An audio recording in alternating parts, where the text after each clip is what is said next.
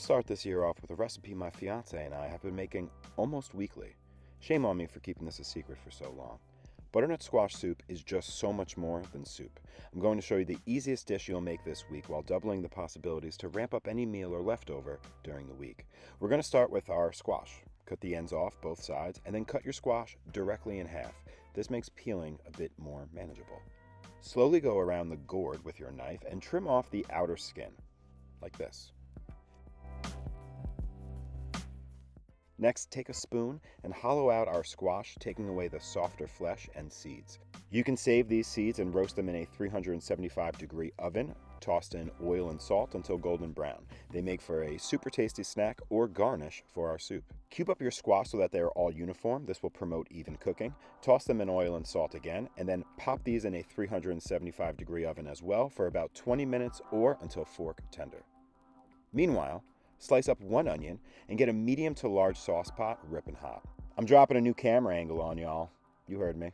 Let me know in the comments if we like this over having a hot plate front and center. Okay, anyway, heat up your pan with about 1 tablespoon of olive oil and add your onions. Give them a stir and saute until they are translucent. Next, add a few smashed cloves of garlic and about 1.5 to 2 quarts of vegetable stock. Once your squash is ready, you can add that directly into the pot. Give it a good stir, and I added some herbs which can be optional or customizable. This is all to your taste, guys. Thyme or rosemary works great here, but just remember, this is our base, so a little is going to go a long way. After about 20 minutes of simmering, everything is just about melted together. I'm going to add a few knobs of freshly peeled ginger.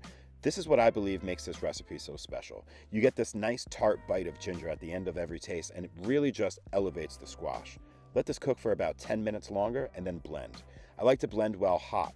It helps emulsify everything better, and as you already know, the stick blender is my favorite tool in the kitchen. Blitz it all together for about a minute or two, and make sure everything is smooth and viscous. And boom, that's butternut squash soup. Think of this as almost a vehicle for whatever leftovers or toppings you have laying around. The squash is such a soft and neutral flavor that it can really complement a number of things. We're going to go with a nice dollop of sour cream, some crushed buttery Ritz crackers for texture, a little dash of cinnamon, a drizzle of maple syrup, some toasted pepitas or pumpkin seeds. You can even use those toasted squash seeds from earlier. And there you have it. This can be kept vegan if you leave out the sour cream, but honestly, it adds a nice creamy texture that I think makes a difference here. Well, Matt, I made too much, and now I'm getting tired of soup every day. No problem, I got you covered. Whip out that pasta pot and get some water going. This soup also doubles as a sauce for many things. Heat up a skillet over medium-high heat and add your soup.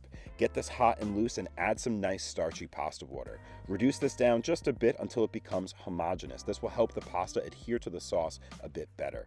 Before dropping our al dente pasta into our pan, I hit it with about a tablespoon or so of butter. That just makes everything better. It's almost the equivalent of adding that dollop of sour cream to the soup. You know what I mean? Add your pasta and keep it moving to coat everything in our velvety sauce. We're going to plate this in a similar fashion here, starting with more Ritz crackers for crunch and saltiness, some toasted sunflower seeds, a little bit of hot honey made with red chilies, a fair grating of Parmesan cheese, and some cracked black pepper. There you have it. You did it again, you beautiful man. Don't be scared to get creative here. In fact, most soups can actually double as sauces. Tell them I told you. I'll take care of it. It's all about perspective here, guys. Smash that like button and subscribe for weekly recipes, and we'll see you next time, friends. Stay hungry.